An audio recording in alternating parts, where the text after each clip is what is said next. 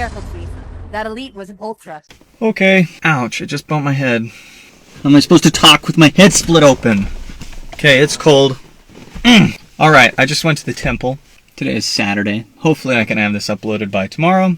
You might be asking yourself, why do you go to the temple if you've got so many gripes? Well, wise person told me, you can be angry about it, or you can go and try and get what you can out of it, and there's still a lot of good there. Words to live by, really good advice. Today, we're going to be talking about the temple endowment and what it has to do with Hogwarts. Hogwarts, School of Witchcraft and Wizardry. Hufflepuff, Hufflepuff. I'm a Hufflepuff. Are you a Hufflepuff? Women, am I right? Harry Potter is for girls. Harry Potter is for girls. How did it happen? We let this be taken from us. Anyway, what is it with every single woman in the world liking Harry Potter? That's all I want in life, is a woman who doesn't like Harry Potter. We like women, even though they're all the same. So in the temple, there's this interesting phrase, the endowment was given by revelation, and so you are to receive it by revelation, which is a little confusing because it was given by revelation to a prophet, and the prophets have told us, you're on your own, bucko, as far as interpreting it. With what will be yesterday's video, we talked a little bit about the idea of Adam and his godly status being retconned from the very beginning. Some of these oldest documents, the oldest mythology has Adam as a god, and yet he was retconned into simply being a mortal man who messed it up for everyone. And he was retconned by this kind of monotheistic reform, whatever went on back then. In the early days of the writers of Genesis, for whatever reason, either by God's command or through unfaithfulness, things were hidden. We've seen this today. Adam is very much reviled in the Christian world as the guy who ruined it all. Eve is especially wicked. Now, we know that we need to be careful because women have this power to kind of wheedle into men, and we've already talked about that. And that's taught in this kind of Garden of Eden story. But the endowment is an incredible thing, and it's not just about Jesus, okay? It's way cooler than that. We love Jesus. Jesus is pretty cool. He's a pretty cool guy, but the temple is all about Jesus, but it is all about everything, all at once, all the time. So this idea of Adam getting retconned is very interesting because you don't have to believe what Brigham Young said about Adam if you aren't ready to or you don't want to, but we can all agree that the endowment does give Michael godly status. He's a creator.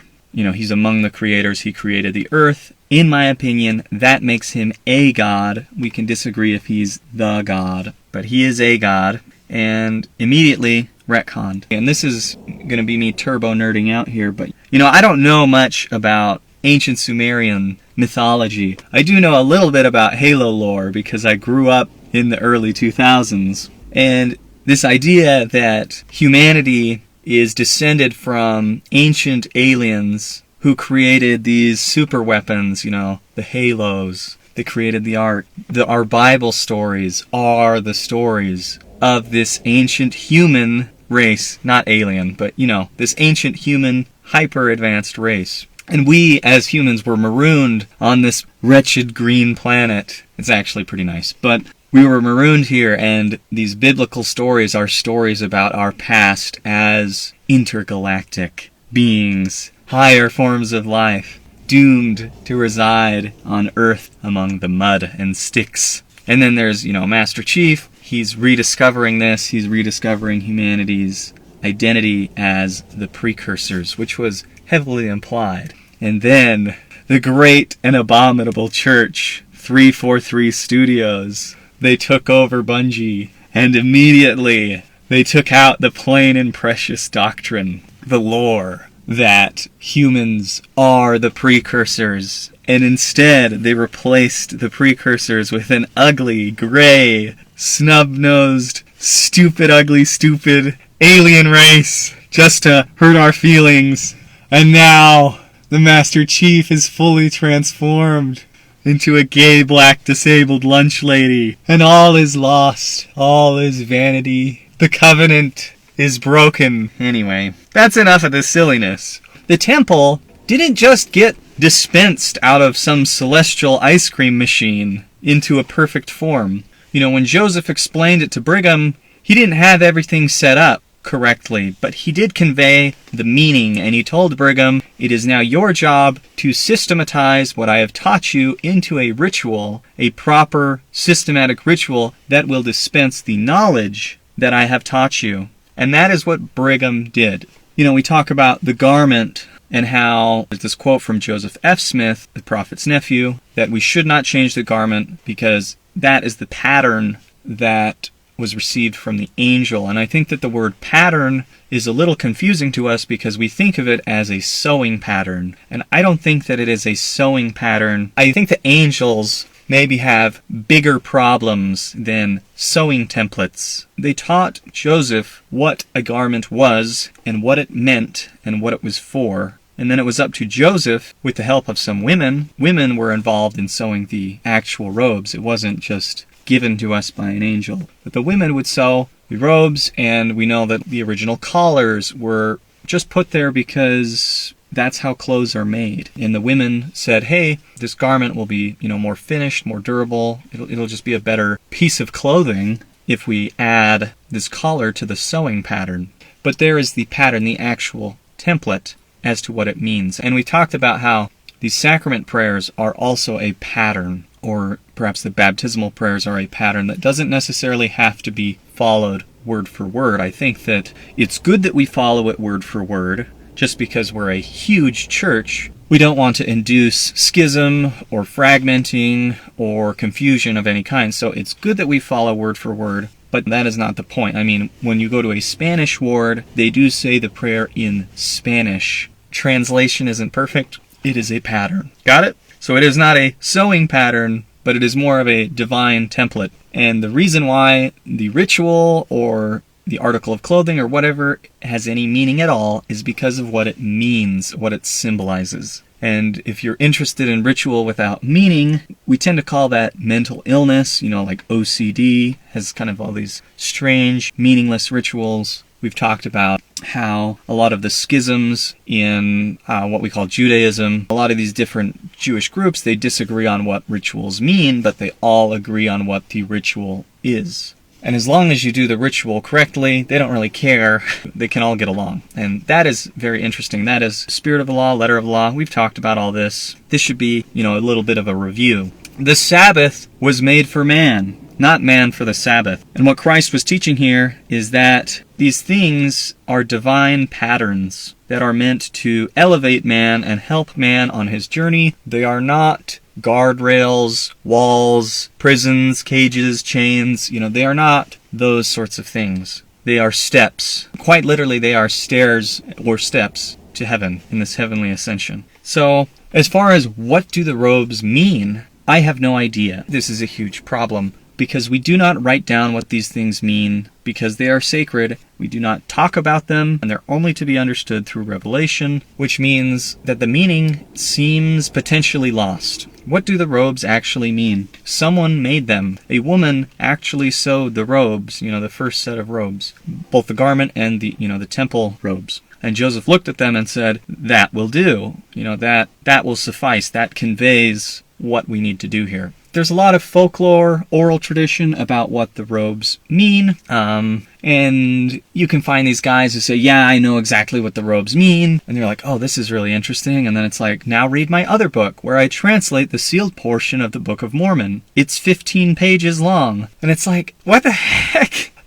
Get on Joseph Smith's level, okay? I will not accept anyone who claims to have the lost 116 pages or the sealed portion unless it's a few thousand pages long and you dictated it all blindfolded, okay? No manuscripts, blindfolded. Oh, it's a rock in the hat. We'll settle for blindfolded, okay? When you can do that, then you can say that you are Joseph's successor. But I don't think you can do it unless you truly are. I always thought that the number of pleats were symbolic for some reason, but upon examination, the number of pleats on the robe is different across different robes. That's because some people are very Americanized, we'll say. We'll put it lightly and say some people are very Americanized, and so they need extra pleats. The pleats have gone away with the new robes, but this, shoulder however you say that, epaulet? I can't remember from Boy Scouts. what the shoulder thingies are called in the military. You know, the shoulder things that go up. Those things. But there's, you know, kind of a ribbon that's divided into 3 sections. It's stitched on to the shoulder in 3 places. And then at the bottom, there's kind of 4 dangly off bits.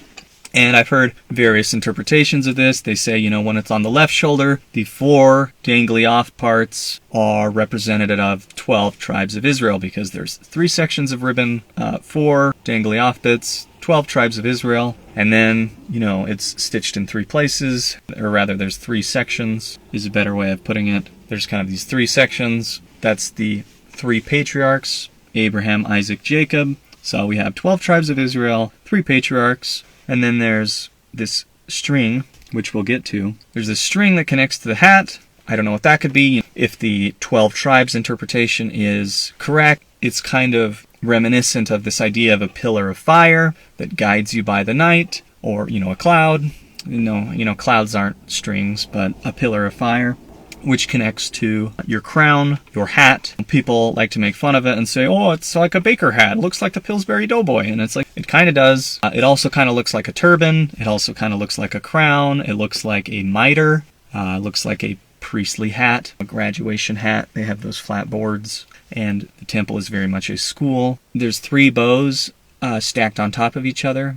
And I've heard that these 3 bows that are on the crown, they're in the head, they're on the heavens, that those things are representative of 3 members of the Godhead. And that is all the symbolism when it is in the Aaronic configuration. Now in the Melchizedek configuration, I've heard that it symbolizes 12 apostles and a presidency. So 15. The quorum of the 12 apostles, quorum of the presidency, and then there's a connection between them to heaven, to the Godhead. That's revelation. It's a string. It goes in front of your ear so that you may hear the words of God. I've heard all these different oral traditions about what these robes mean. We've been told that there have been systematic revisions to the endowment, and the symbolism is not changed. And without knowing what that symbolism was, or is, it's impossible to know if it's been changed. We simply have to trust. But one thing I have noticed, and maybe you've noticed, is that without the string that connects this robe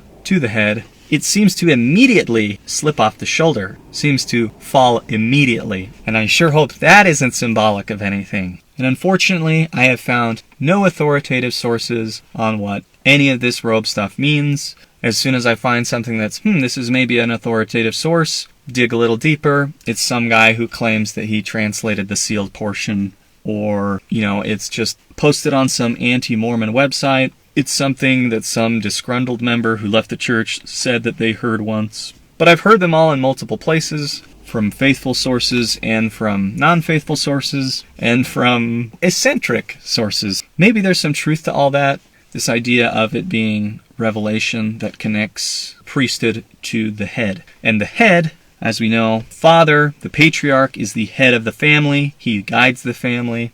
The body is symbolic of, the bride, the woman, the body of the church. Christ is said to be the head of the church, and the body of the church, the membership, is the bride of Christ. And so when we think of the priesthood being on the body, and there being a connection to the head, to this crown of glory, I'll just say that it's very interesting to me that when that connection was severed, minimized for convenience or whatever, that it seems that the robes of the priesthood fall immediately from the body. And I think that we are to be led by revelation by all things, or the priesthood will fail. Just some thoughts. Now, where does this idea of the the string, this connection being revelation? I can't find anything authoritative. The most authoritative source that I can find is in the book of Exodus, I believe. It's in the Bible. When the instructions for creating the priestly robes of the high priest are given, they're given instructions that he's supposed to wear these kind of undergarments with a robe over the top, and then there's a special colored robe that's made out of particular colors woven together with gold thread. The edge of the robe is supposed to have these little pomegranates, I think is how it's described. You can think of them as little kind of pom-poms or bells that are along the fringes of the robe, and then upon that robe they place the Urim and Thummim, which is kind of like this breastplate thing, and on the breastplate there are stones that are set into the fabric. There are 12 of them, one for each tribe of Israel, and each one has a very particular meaning. And the high priest also has a turban or a mitre of some sort. And upon that, they have a golden plate that has, the tetragrammaton, I think is how it's said, which is the name of God. It's the letters. It's the name we would call Yahweh or Jehovah, depending on how you translate it. They seem to say that Yahweh is a more phonetically accurate translation, but it sounds a little Protestant to me, so I like Jehovah. But that's the name that's on this gold plate, and they are instructed that with a blue cord, they are to tie this plate to their head, to their body, so they can secure this head plate to the priest's body so that it does not fall. And it's this idea of the name of God being on your forehead, your thoughts, revelation, and then this string is to, this blue lacer, as it's called, is to hold that all in place. Now, I've heard the blue lacer described that holds this name of God to your head is symbolic of revelation. And that seems to be the best, most authoritative source that I've been able to find as to what this string on the temple robes would mean. And provided that the string in the temple robes that comes off the cap corresponds to this blue lacer that is described in the Old Testament, then I would say that it is quite certain that it does represent revelation. Now, I'm only supposed to interpret the endowment through revelation, so I have no idea of how to verify this or not verify it. I don't believe that I have authority to interpret the endowment. I am quite imaginative and I do have a lot of ideas about it. I don't believe that I have the authority to interpret it, and unless some angel showed up and shook my hand and didn't have sandy hair and provided I could verify all these things, then maybe I would believe that I have suddenly understood the endowment correctly. But these symbols, I think, are important of understanding. The Salt Lake Temple, it has 3 spires. And then there's another set of 3 spires that are higher. There's this idea in the temple of there being a creation Godhead, of which Michael is a part of. And then there's the idea of a salvation Godhead, of which Michael may or may not be a part of, depending on who you ask or which prophets you have chosen to believe. I've heard whispers of the idea of a 3rd order of the priesthood, which is the idea of a patriarchal priesthood. Need to do some more research into that, because that might sabotage or improve some of these interpretations. There being 3 priesthoods, there being three loops, all these sorts of things. These are the robes of the temple. We have our mitre, our robe, our sash, it's a girdle. We gird up our loins, girded with the bonds of charity. I've heard different interpretations as to what it means. We put on our work aprons, which are these green aprons, which is just very strange. And then we receive the instruments of God, which are the compass and the square. And that's Freemasonry, that's Freemasonry. It's older than Freemasonry. The compass is a tool with which circles are made. And the square, this angle bracket, this angle tool, is a tool wherewith squares and square corners may be made. These are Masonic tools. But they're just tools, and they are tools for creating circles and squares. There's this guy named Jonathan Pageau, and he talks about how Earth is a square and heaven is a circle. And what he means by that is that kind of in this old Christian Orthodox art, those are the symbols that represent Earth. And this is why we have these expressions, like the 4 winds of the Earth, the 4 corners of the Earth. The Earth has 4 cardinal directions. It's a square. And it's not flat. That doesn't mean that they believe that it was a flat Earth, but symbolically, it is represented by a square. Conversely, heaven is a circle. God's ways are one eternal round. Eternity is a circle. Joseph Smith, he compared eternity to a ring on his finger. There's no beginning, there's no end. And this is the idea of heaven. And it is very interesting to me that in the temple, when we are instructed on how we can become like God the Father, we are given the instruments of creating, or at least symbols of them, these symbols of creation, which are to create circles and to create squares with a Masonic compass and a Masonic square. These are the instruments of creation. And we mark our bodies with them. I mean, not our physical body, but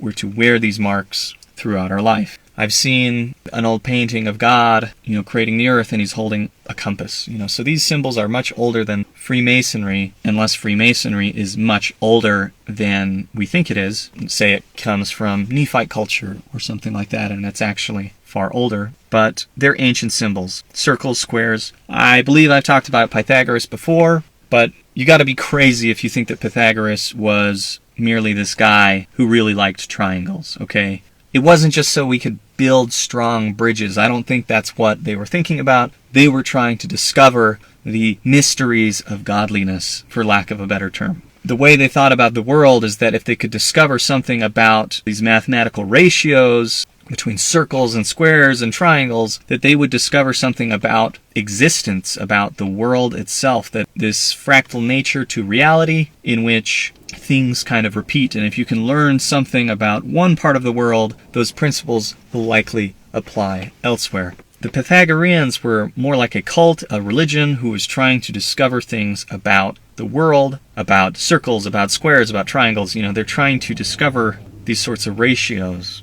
And we, as modern people, are very ignorant about symbols and about the history of symbols, and we tend to get a little uncomfortable by them, which is why, all these Protestant churches have white walls and no symbols at all. And the more ancient churches, like the Orthodox Christian Church, is just jam-packed full of symbols and incense and special clothing. The Catholics, they're swinging these smoking incense things, and they've got these giant pointy black hats or white hats, depending on the context. Modern people see that and it's like, whoa, is this like the KKK? And it's like, no, it's cool. It's cool to have 3 feet tall pointy hats, okay? It's cool. I don't know what it means, but provided you have a tall pointy hat, that means you're closer to God. That's what I would assume, but I have no idea what those pointy hats mean. But they're pretty cool. But yeah, we're totally ignorant of them, and Protestants have gotten a little prideful these days. They get a little high on their horse where they're criticizing us, members of the true faith. Oh, you guys don't have crosses on your church. You don't have crosses in your temple. You must not be Christian. Oh, please. No one used crosses in the 1800s, and you guys are full of it, okay? You only started using the cross recently. Since we broke off from you, we have preserved this Protestant culture of the 1800s a little bit in different ways, and one of those ways is the lack of crosses. So don't come at me and tell me we're not Christian, okay? And we can try and correct this by adopting Lutheran logos or whatever, but it doesn't really matter. We follow Christ, and we try and seek after Christ, seek after the truth, try and discover what he was teaching. And he told us, he said, "Be ye therefore perfect, even as I and my Father are perfect." And that's a pretty tall order. That's a pretty tall order for us. Only God is perfect, and yet we are commanded to become perfect. We see through these ancient examples of Pythagoras where they're looking for the perfect ratio. The ratio of a circle, interestingly enough, is pi, which is the ratio of heaven. And if you don't know, pi is an irrational number, which means that we simply cannot express it. We cannot express this number. The ratio of heaven, the circle, is inexpressible with our number systems, with our language. It goes on forever. It never repeats itself. To us, it appears nonsensical, and yet we can only approximate it here on Earth. Perfection is not attainable. Computers cannot draw circles. I don't know if you knew this, but they can only approximate circles. Computers are very much a world of straight lines. Yes and no, and a circle is something that is totally transcendent and above the world of a computer. Any circles you see, any smooth curves you might see in your video games, less so these days. They're not the kind of curves we want to see. But all of that is an approximation. It is polygons. It is just triangles that are attempting to look like round objects. So to truly be able to discover something like pi, this perfect ratio, if you could do that, I'm not an ancient Greek historian, but I would think that Pythagoras would think that if you understood that ratio better, you would understand something about God. And we see this as well in that old science alchemy. We kind of think of it as a silly chemistry. Oh, these alchemists were just big dum-dums. They didn't know how to do anything because they didn't have cool beakers, and they didn't watch Nile Red videos where he turns styrofoam into grape soda or whatever, We get kind of on our high horse here because we understand a lot of these mechanics about combustion, oxygen, reactions, all these things very well. Or at least we have a model that describes what's going on very well. And the alchemists didn't have that. But I don't think that the alchemists' goals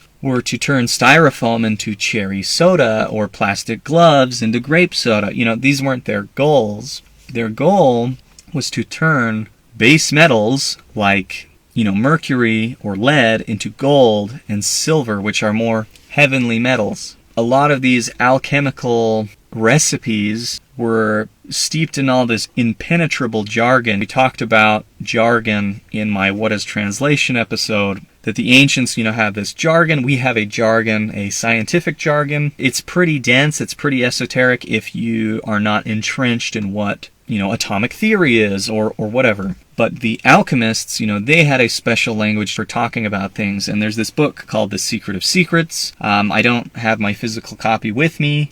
And I got bored looking for a PDF, I'll be honest, trying to find the actual recipe. But in that book, it's written by allegedly Aristotle. And it has a recipe for the Philosopher's Stone. And when you read it, it's like, take a little bit of earth, take a little bit of fire, take a little bit of air. The instructions are literally unintelligible. I don't even know what they're talking about. It cannot be understood. And I think this is by design. It is a secret, the ability to create the Philosopher's Stone. And why would an alchemist want a Philosopher's Stone? What could be so important about turning lead into gold? To become rich? No. If you can turn lead into gold, you can turn a man into a god. You can turn a sinner into a redeemed soul, which is what Christ did through the atonement. He's able to turn base metals, sinners, into something more, something eternal. He can take someone who is damned and turn it into someone who is equal to God, according to the D&C, which is a pretty bold claim. And this is the Philosopher's Stone. And it is no coincidence that the Philosopher's Stone can not only turn mercury and lead into gold and silver, but it also can create the elixir of life, aka it can grant you immortal life. Are you starting to get it? The temple, in a sense, is the Philosopher's Stone. How I understand it, or how I imagine it perhaps, if I'm totally wrong, is that the alchemists were trying to discover and were discussing in secret code ideas about how to become like God. And that is what alchemy is all about. If you can learn something about the physical world, perhaps there's some ritual, there's some recipe that you can follow, a pattern from heaven where you can turn lead into gold and you can change the character of men. Blasphemy. This man has spoken blasphemy. Who can forgive sins? That ye may know that I have the power to forgive sins, I will say to this man, arise and take up your bed. I don't know it by heart, but that's basically what's going on. It's the idea of the Philosopher's Stone. Is this not our religion? Are we not in pursuit of the Philosopher's Stone? Are we not in pursuit of eternal life? Are we not in pursuit of the recipe that will transform our character from a base, mortal, fallen character into something that is co-eternal with God, something that is equal in His dominion and glory and power, that partakes and shares in His work and His glory? Is this not our religion? And by this I propose that Joseph Smith was not only a prophet, not only a seer, but he was an alchemist, and he discovered the recipe for the Philosopher's Stone. He is heir to the Holy Grail. What is the Holy Grail? It is a hidden cup that if you find it and you drink of it, it is a cup that floweth over. It is a cup that grants eternal life. This is the hunt for the fountain of youth. We are told in the Book of Mormon that Joseph, the little brother of Nephi, Joseph, who was born in the wilderness after they had left Jerusalem, he was born into a dreary, fallen world, a wasteland, the Saudi Arabian Peninsula. He was promised that his descendants would be preserved, a remnant would be preserved, and from them one mighty would come forth. And we are told that his ancestor was Joseph of Egypt, the very Joseph whose coat was torn like the title of liberty. And we know through prophecy that Joseph Smith is a descendant of Joseph of Egypt, and he is also a descendant of Nephi's little brother Joseph. And when you read this pseudo-history of this artist, the Vern Grosvenor Swanson guy, it's not a historical book. It is not a historical treatise or scholarly work, but it is merely an idea put forth, and that is the idea that King Arthur is not merely a myth about the past, but it is a prophecy of a future ruler who will unearth a sword that through covenant will be taken from the water, from a lady of death. And this sword is the right to rule the people of Ephraim, the right to rule the people of Britain. It is Excalibur. It is the sword of Joshua. It is the sword of Ephraim. It is the sword of Joseph of Egypt. And that is the sword of Laban that Joseph Smith unearthed. He is the true ruler, the king. He was declared king by the Council of 50. He is heir to the Holy Grail. He found it. He has discovered the secret on how man's character can be transformed. He's given us this path to the fountain of youth. And so it's very sensational. It's very entrenched in mystery, in myth, history, pseudo-history, all these things. But I propose it is the truth, or at least I would suggest that I am mostly right. More study will be needed, and we will need someone with authority, a prophet, a seer, to confirm it. But these things, as far as I can tell, are true, and this is our religion. It is the hunt for the Holy Grail. It is the hunt for the Philosopher's Stone, the Fountain of Youth, and Joseph Smith found it. And the more we know about Joseph Smith and what he taught, the better we will understand it. This is our religion. This is our search. We are to find the truth wherever it comes from, even if it comes from myth and pseudo-history, as some would slander the stories of our ancestors as mythology, pseudo-history. But that is slander indeed. Think about it. What is our religion? Our religion is the truth, and it is the quest for eternal life. Our religion is the quest for the original religion, and to attain that ability to restore things to their perfect order. It's pretty interesting stuff. Gets me excited, gets me fired up, gets me really proud to be an Ephraimite. I'm not full British, but I am fully Germanic. I've got a little bit of that Swiss German blood, but keeps me nice and stoic. Makes me proud of certain political movements. No, I'm just kidding. But it makes me proud of the Germanic people who have been mistreated and hated since the dawn of time. This is our people. We are the tribe of Ephraim. We are the remnant spoken of in the blessing of Joseph. And this is our quest. Anyway, that was fun. That was a fun one. Stay faithful. Have a good one.